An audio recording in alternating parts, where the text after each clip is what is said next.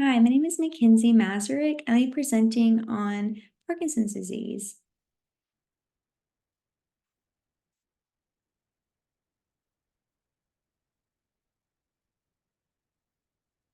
So Parkinson's disease is a neurodegenerative brain disease. Parkinson's symptoms are caused by damage to the substantia nigra of the brain. The main function of the substantia nigra is motor movement and reward functions. This is because this is where dopamine is produced. So Parkinson's disease occurs when dopamine is diminished in those areas. And dopamine is a neurotransmitter that plays a role in motor control, motivation, and reward also. So what causes Parkinson's disease is not really known, but research has shown that exposure to trichloroethylene increases the risk for Parkinson's disease by a lot. So exposure to this solvent causes degeneration of the neurons somehow. They're not exactly sure. But it's found in dry cleaning, degreasing, and paint thinning agents. My grandmother actually has Parkinson's disease. She does great. She's very active, but I always wonder what caused it. And her husband, my grandfather, actually used paint thinner for a really, really long time because he used to refurbish furniture. And so we always wonder if that's what caused it. So demographics of Parkinson's disease, age ranges, men are 1.5 times more likely to develop the disease than women. Parkinson's disease can occur at any time from infancy to senior adulthood, but it's far more likely to appear in senior adulthood, and the average age of diagnosis is approximately 60. Demographics. So in the United States, Parkinson's disease is most common in Caucasians and pretty rare for African Americans. Across the globe, incidence rates were highest in China, followed by the United States, Germany, and Brazil. So some anatomy, the basal ganglia are a group of several structures that comprise a circuit within the brain. These subcortical structures are found near the center of the brain. So they're embedded within the white matter. So the main function of the basal ganglia group is to modulate voluntary movements. So the basal ganglia receives input from the cortex and analyzes those signals and decides what actions to disinhibit. The substantia nigra is located within the basal ganglia, and that's what's responsible for dopamine production. So some symptoms of Parkinson's disease, they're typically classified as motor and non-motor. So some motor symptoms are tremor and rhythmic shaking, bradykinesia or slowed movements, muscle rigidity, impaired balance, and unsteady gait. So your gait is how you're walking. So shuffling gait is kind of when you're walking abnormally, you're just shuffling. Other symptoms are a loss of automatic movement, such as blinking and smiling, and difficulty riding. Some non-motor symptoms of Parkinson's disease are actually a lot of mental health issues. So depression, anxiety, hallucinations, confusion. Some neurological symptoms can also occur, such as dementia and pseudobulbar effect, and also uncontrollable crying or laughing. Dizziness when standing, and then insomnia or hypersomnia. Constipation and urinary incontinence can occur as well. So typical pathways in the physiology of this area of the brain. So the basal ganglia actually uses 3 pathways to modulate motor function. So this is the direct pathway, the indirect pathway, and the hyperdirect pathway. The 2 main dopamine pathways involved with Parkinson's disease are the direct and indirect pathway. The direct dopamine pathway controls movement and initiation, and it is inhibitory in nature. The indirect dopamine pathway inhibits motor activity, it's actually incitatory in nature, and this indirect pathway actually prevents unnecessary movement. So you can imagine when that gets damaged in Parkinson's disease, you're going to have a lot of unnecessary movements, hence the tremor.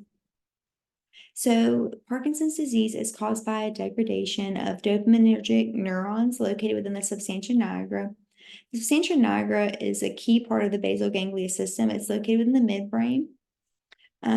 So in Parkinson's disease, these substantia nigra progressively degenerate.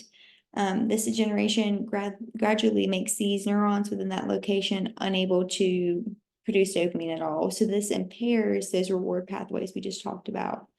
Also, something else that happens, the death of these dopaminergic neurons actually leads to a buildup of Lewy bodies.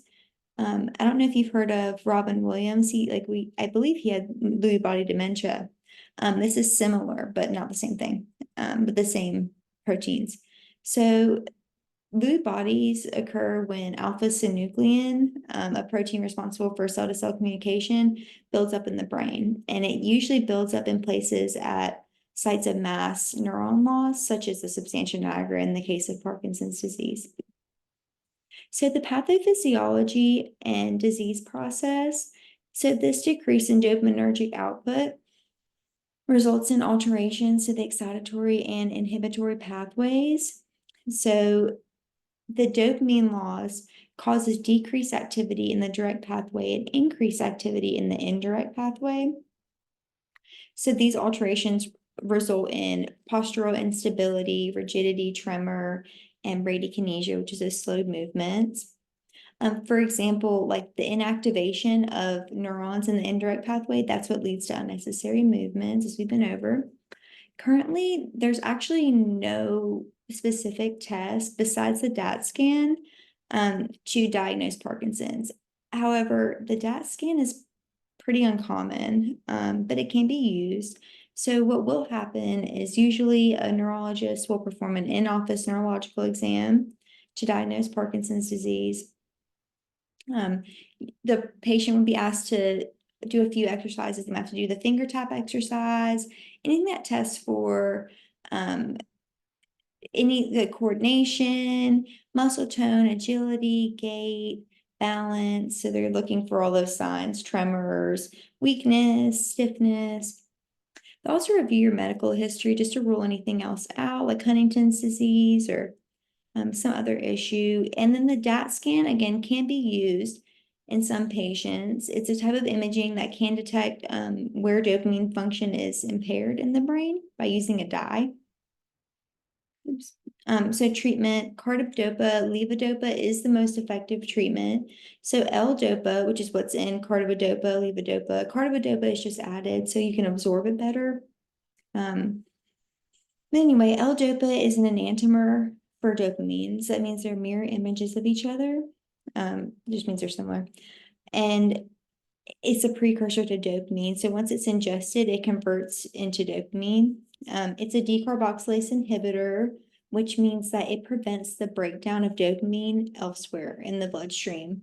So what it does is it preserves the dopamine until it gets to the blood-brain barrier and crosses it. And that's when it actually becomes potent and it stimulates dopamine receptors in the brain, which is really good because you don't want it to break down because they need dopamine. So dopamine agonists such as Mirapex and Requip are also used, but not really as commonly because they're not as effective. Although I did read that levodopa is commonly used when it's not necessarily a first line of treatment, but it can be used when other things can't control the disease. So some adverse effects of levodopa can include psychological and physiological effects. So some psychological effects include hallucinations, delusions, confusion, and agitation.